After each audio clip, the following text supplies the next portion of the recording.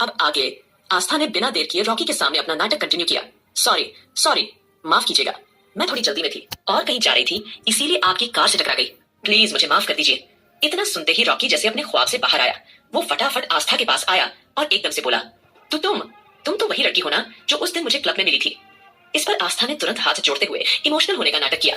देखिए, मुझे माफ कर दीजिए, मैं एक गरीब लड़की हूँ। उस दिन मुझे पैसों की बहुत सख्त जरूरत थी। असल में मेरी एक मजबूरी आ गई थी जिसकी वजह से मुझे एक दिन के लिए उस क्लब में काम करना पड़ा। लेकिन अब मैं ऐसा वैसा कोई काम नहीं करती। फिलहाल मैं अभी किसी जरूरी काम से जा रही हूँ, तो प्लीज मुझे यहाँ से जाने दीजिए। आस्था ने ऐसे जताया जैसे वह काफी परेशान हो। आस्था के शब्दों ने रॉकी को हक्का बक्का कर दिया। उसकी हैरानी का कोई ठिकाना नहीं था। उसके चेहरे पर अजीब से एक्सप्रेशन दिखाई देने लगे थे और वो एकदम से सोचने लगा कि ये लड़की कैसी बातें कर रही है। इस लड़की को पैसों की मजबूरी कैसे हो सकती है, जबकि मैंने इसे खुद ऑस्ट्रेलिया से प्राइवेट जेट में जाते हुए देखा था। इतना याद आते ही रॉकी ने आस्था को शक भरी नजरों से देखते हुए फट से पूछा, क्या बकवास कर रही हो तुम? मैंने तुम्हें खुद ऑस्ट्रेलिया से प्राइवेट जेट में जाते हुए देखा था, तो फिर तुम्हें पैसों की क्या मजबूरी हो सकती है कि तुम एक क्लब में काम कर रही थी? सच सच बताओ, कौन हो तुम? रॉकी के इन शब्दों को सुनकर आस्था के चेहरे का रंग उड़ गया था। उसका दिल जोर जोर से धड़कने लगा था। उसकी चाल थोड़ी सी उलझ गई थी। उसने सोचा था कि गरीब लड़की का नाटक करके वो आसानी से रॉकी को यकीन दिला देगी कि उसे काम की कितनी जरूरत है। लेकिन अब आस्था को मामला उल्टा पड़ता दिख रहा था। उसने सिचुएशन को भांपते हुए खुद के इमोशंस को संभाला, गहरी सांस ली और तुरंत एक नई कहानी कर दी। देखिए, मैं अमीर हूं या गरीब, इससे आपको क्या मतलब? हाँ, मैं ऑस्ट्रेलिया गई थी, लेकिन अपनी मालकिन के साथ। मेरी मालकिन ने मुझे अपने बेटे की नैनी के काम के लिए रखा हुआ था, इसीलिए वे जहां भी जाते थे मुझे अपने साथ लेकर जाते थे। शायद वो उस वक्त किसी मीटिंग के सिलसिले में वहां गए थे और हम प्राइवेट जेट से ही वापस आ गए थे। लेकिन 4 दिन पहले उन्होंने मुझे काम से निकाल दिया था। उस दिन मेरे पास बिल्कुल भी पैसे नहीं थे, इसीलिए मजबूरी में मुझे अपनी सहेली के जरिए क्लब में काम करना पड़ा। इतना कहकर आस्था मायूस हो गई। आस्था की बेचारी सी शक्ल देखकर रॉकी को कहीं ना कहीं उसकी बातों पर यकीन होने लगा था, क्योंकि उसने जब इन्वेस्टिगेशन करवाई थी तब उसे भी पता चला था कि प्राइवेट जेट में एक बच्चे के साथ उसकी नैनी भी मौजूद थी। इसलिए रॉकी ने बात का रुख बदल दिया। देखो, अगर तुम्हें पैसों की इतनी जरूरत है तो मेरी बात ध्यान से सुनो। मेरे पास तुम्हारे लिए एक बहुत अच्छा काम है। अगर तुम मेरा काम करोगी तो मैं तुम्हें एक दिन के 5 लाख रुपए दूंगा। इतना कहते हुए उसने आस्था चालाकी से देखा। इस पर आस्था की आंखें चमकने लगी। उसने खुश होने का दिखावा किया। वह हिचकिचाते हुए मुस्कुराई, फिर जल्दी से बोली, क्या क्या सच में? लेकिन मैं कोई गलत काम नहीं करूंगी। ये कहते हुए उसने तुरंत नासमझ बनने का नाटक किया। तब रॉकी ने आस्था को समझाया, नहीं बिल्कुल नहीं, तुम्हें बस मेरे बॉस के साथ एक मीटिंग करनी होगी। अगर पहली ही मीटिंग में तुमने मेरे बॉस को खुश कर दिया तो तुम्हें इतना पैसा मिलेगा कि तुम सोच भी नहीं सकती। इतना सुनते ही आस्था ने गुस्से से अपनी मुठ्ठियां भींच ली थी, लेकिन बाहर से खुद को शांत दिखाने के लिए वह जबरदस्ती मुस्कुराते हुए बोली, देखिए, मैं भी पैसों के सिलसिले में नौकरी ढूंढ रही थी। अगर आप मुझे एक अच्छी नौकरी ऑफर कर रहे हैं तो इससे बड़ी बात मेरे लिए कुछ और हो नहीं सकती। लेकिन मुझे क्या क्या करना होगा? क्या मुझे उनकी देखभाल करनी होगी? इस पर रॉकी ने तुरंत कहा, मेरे बॉस ज्यादा चल फिर नहीं सकते, हमें उनके लिए एक सर्वेंट चाहिए। वैसे भी तुम एक बच्चे को अच्छे से संभाल चुकी हो, तो मुझे पूरा विश्वास है कि तुम मेरे बॉस को भी संभाल लोगी। बस पहले तुम उनसे एक बार मिल लो। अगर उन्हें तुम पसंद आ गई तो मैं तुम्हें एक दिन के 1 लाख रुपए दूंगा। इतना कहते ही वह चुप हो गया और आस्था को अपनी शातिर नजरों से देखने लगा। असल में रॉकी आज तक किसी भी लड़की को जबरदस्ती अपने बॉस के पास नहीं ले गया था। वो हमेशा उन्हें सच बताकर ही ले जाता था और आस्था तो खुद ही वहां चलने के लिए तैयार थी। रॉकी की इस बात पर आस्था ने थोड़ी देर सोचने का नाटक किया, फिर बोली, ठीक है, मैं आपके साथ चलने के लिए तैयार हूँ। वही सभी के सभी लड़के आस्था और रॉकी को टकटकी लगाए अपनी अपनी दूरबीन से देख रहे थे।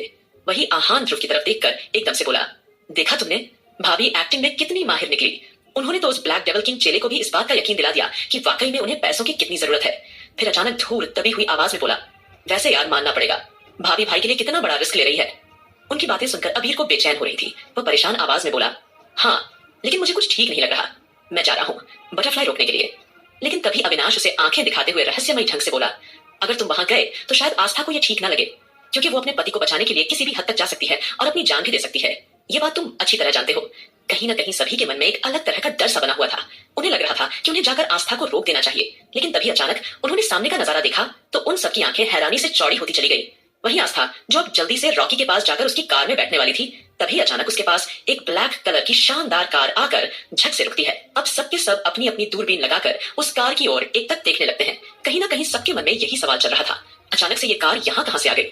अब सबको आस्था के लिए एक अलग ही तरह का डर सताने लगा था, जिस वजह से उनका दिल बुरी तरह से परेशान हो उठा था और वह सभी मन ही मन सोच रहे थे, कहीं ब्लैक डेविल किंग खुद तो यहाँ प्रकट नहीं हो गया। उन्हें ऐसा महसूस हो रहा था जैसे उनका दिल लहरों की तरह समुद्र में उछल रहा हो। वह खुद को शांत नहीं कर पा रहे थे, लेकिन जैसे ही उन्होंने कार से उतरने वाले शख्सियत को देखा तो उनकी सांसें ऊपर की ऊपर और नीचे की नीचे रह गई, क्योंकि अपने पावरफुल ऑरा के साथ अरमान सिंघानिया वहां खड़ा हुआ था। अरमान को वहां देखकर आस्था की जान उसकी हलक में आ गई थी और उसका सुंदर चेहरा परेशान लग रहा था। क्योंकि अरमान के चेहरे पर कोई भाव नहीं था, पर उसकी आंखों में एक अजीब सी सनक और गुस्सा नजर आ रहा था। उसने अपनी गन लॉड करने के बाद रॉकी की तरफ पॉइंट कर दिया। यह देखकर रॉकी डर से कांपने लगा। रॉकी का दिल एक अजीब से डर, घबराहट और बेचैनी से भर गया था और वो अरमान को देखकर अटकती हुई आवाज में बोला, आप डबल किंग, आप यहाँ क्या कर रहे हैं? यहाँ क्या हो रहा है?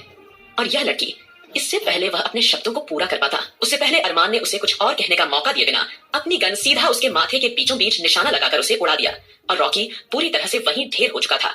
अब यह दृश्य देखकर सभी लड़के एक दूसरे की शक्ल हैरानी से देखने लगे थे। अरमान की आंखों की बेरुखी देखकर कोई भी कह सकता था कि यह तूफान से पहले की शांति है। वही अबीर तुरंत मुस्कुराकर बोला, अरे ये साइको यहाँ कहां से आ गया? पर कुछ भी कहो, कम से कम इसने पहली बार कुछ अच्छा काम किया है। मेरा भी मन उस रॉकी के टुकड़े टुकड़े कर देने का कर रहा था। इस पर सब लोग अबीर को हल्की मुस्कुराहट के साथ देखने लगे थे, लेकिन अब देर न करते हुए सभी फटाफट अरमान और आस्था के पास आकर खड़े हो गए थे। वही आस्था अब पूरी तरह से घबरा गई थी। उसे समझ नहीं आ रहा था कि अरमान को किस तरह से फेस करे। वह बात करने की हालत में बिल्कुल नहीं थी। अचानक अरमान ने उसका हाथ पकड़ा और तुरंत उसे कार में बैठा दिया। वही बाकी सब अजीब सा महसूस करने लगे थे, इसलिए उन्होंने अपना सर झिझक के मारे झुका लिया था, क्योंकि वह समझ नहीं पा रहे थे वह अरमान को क्या जवाब दे। अरमान के एक्सप्रेशन बेहद गंभीर हो गए थे। उसने एक नजर रॉकी की लाश की तरफ देखा और सबको घूरते हुए गहरी और कड़क आवाज में बोला, इसकी लाश इस तरह से गायब कर दो कि किसी को इसकी भनक तक न लग पाए। इतना बोलकर अरमान ने बिना देरी किए कार स्टार्ट की और आस्था को लेकर वहां से रवाना हो गया। जब तक वह कुछ समझ पाते तब तक अरमान वहां से जा चुका था। सब लोग हैरानी और अविश्वास भरी नजरों से उसे वहां से जाते देखते रह गए। तभी आकाश और सुमित एकदम से बोले, लगता है डबल किंग वापस आ चुका है और न जाने अब ये क्या तबाही मचाएगा। अपनी बात खत्म करते ही वो कुछ सोचते हुए मुस्कुराने लगे। उनकी मुस्कान डरावनी थी, उतनी ही ज्यादा मिस्टीरियस थी। फिलहाल अरमान के इस रिएक्शन को देखकर थोड़ी देर चुप्पी के बाद सबने ने गहरी सांस ली, क्योंकि अरमान सिंघानिया बड़े ही पावरफुल ऑरा के साथ अपनी बीवी को लेकर वहां से जा चुका था। इसलिए अब देर न करते हुए सबने मिलकर फटाफट से रॉकी की बॉडी को ठिकाने लगा दिया था और अच्छी तरह से सारी सिचुएशन संभाल ली थी, ताकि आसपास कहीं भी कोई सबूत न रह जाए और किसी को कोई भनक तक न लगे। उसके बाद सभी लोग सीधे अरमान की सुपरफास्ट चल रही कार को फॉलो करने लगे थे। अरमान सिंघानिया ने इस बीच आस्था से कोई भी बातचीत नहीं की थी। आस्था खुद अपने ही ख्यालों में गुमसुम बैठी हुई थी।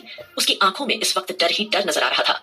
अरमान को देखकर आस्था को अजीब सी झिझक होने लगी थी, इसीलिए उसकी इतनी हिम्मत नहीं हुई कि वो अरमान से पूछ सके कि आखिरकार वो वहां क्यों आया था और उसे कैसे पता चला कि वो यहाँ रॉकी के साथ डार्क विला जाने वाली थी। इसी बीच अरमान लगातार आस्था को अपनी जानलेवा नजरों से टकटकी लगाकर देख रहा था और जब जब अरमान उसे घूर कर देखता तब तब उसके शरीर में करंट की तरह सनसनी दौड़ पड़ती थी। उसकी वो नजर आस्था के शरीर में सिहरन दौड़ाने के लिए काफी थी। फिलहाल अरमान ने 1 घंटे का सफर मिनटों में तय कर लिया था और सीधा सिंघानिया मेंशन के सामने आकर कार रोकती थी। वहीं बाकी सब भी उस कार के पीछे आ रहे थे। सभी अरमान का गुस्सा साफ साफ समझ पा रहे थे और किसी की भी हिम्मत नहीं हो रही थी कि वह अरमान से कोई बात कर सके या फिर उससे यह सवाल पूछ सके कि वो अचानक से वहां क्यों प्रकट हो गया। सभी का दिल अनजानी आशंका से बुरी तरह से धक धक कर रहा था। सबने मामले की गंभीरता को समझते हुए खुद के इमोशंस को संभाला और अब सब एक साथ सिंघानिया मेंशन पहुंच चुके थे। वही अरमान ने कार से उतरकर कार का साइड वाला दरवाजा खोला और आस्था का हाथ थामते हुए सिंघानिया मेंशन का दरवाजा खोलकर अंदर जाने लगा। बाकी सभी भी उसके पीछे पीछे उसे फॉलो करने लगे थे। अब जैसे ही वो सब लोग अंदर दाखिल हुए तो वो सब हॉल से आती हुई कुछ आवाजें सुनकर एकदम से ठिठक गए थे, क्योंकि हॉल में इस वक्त कोई और नहीं बल्कि वसुंधरा और वीर बैठे हुए थे। वसुंधरा और वीर को वहां देखकर घर के सभी सदस्य हैरत में पड़ गए थे। सभी की हैरानी का कोई ठिकाना नहीं था। तभी आहान तुरंत वीर के पास तमतमाते हुए आया और फौरन उसके गिरेबान को पकड़ते हुए बोला, तेरी हिम्मत कैसे हुई इस तरह से यहाँ आने की? कहीं एक बार फिर से तुम लोग कोई चाल चलने के लिए तो यहाँ नहीं आए हो? हाँ बताओ मुझे, इस बार कौन से मकसद के लिए यहाँ आए हो? इस बार मेरे भाई के साथ क्या करने वाले हो? जमीन जायदाद अपने नाम करवाओगे या फिर हम में से किसी को जान से मरवाओगे? बोलो, जवाब दो, क्या करने के लिए यहाँ आए हो तुम दोनों माँ बेटे? आहान की बातें सुनकर वीर ने अपनी नजरें झुका ली थी। उसने किसी को कोई भी जवाब नहीं दिया। तभी वसुंधरा नम आंखों से आहान को देखकर बोली, बेटा हम यहाँ कुछ भी करने के लिए नहीं आए हैं। हम यहाँ सिर्फ और सिर्फ अपने परिवार के साथ मिलकर जुलकर रहने के लिए आए हैं। अब जैसे ही सबने वसुंधरा के मुंह से यह शब्द सुने तो सबके माथे पर चिंता की लकीरें दिखाई देने लगी थी। वह सब वसुंधरा को काफी रूखेपन से देखे जा रहे थे। इस पर आहान भड़क कर बोला, अपनी फालतू की बकवास बंद करो और ये बताओ किसके कहने पर यहाँ आए हो? बोलो, जवाब दो। लेकिन तभी वहां अरमान की ठंडी आवाज सुनाई दी, इन्हें मैं यहाँ लेकर आया हूँ और आज के बाद ये दोनों यहीं रहेंगे। अरमान की बात सुनकर आगे किसी की भी हिम्मत नहीं हुई कि वो वसुंधरा या वीर से कोई भी सवाल जवाब कर सके। आस्था को वसुंधरा के आने पर कहीं ना कहीं खुशी महसूस हो रही थी, लेकिन वो उसे शब्दों में बयान नहीं कर पा रही थी। उल्टा वो बार बार अरमान के चेहरे की ओर असमंजस भरी निगाहों से देख रही थी। काश उसे ऐसा कोई तो सुराग मिल जाए जिससे उसे पता चले कि उसके पति की यादें वापस आ गई हो और शायद इसी वजह से वो एक बार फिर से उसका वही पॉजिटिव पति बन गया हो। आस्था के दिल की हालत अजीब सी हो रही थी। उसे ऐसा लग रहा था कि उसके कान किसी खुशखबरी को सुनने के लिए पूरी तरह से बेताब हो। उसे इस बात का अंदेशा होने लगा था कि शायद उसके पति की याददाश्त वापस आ गई है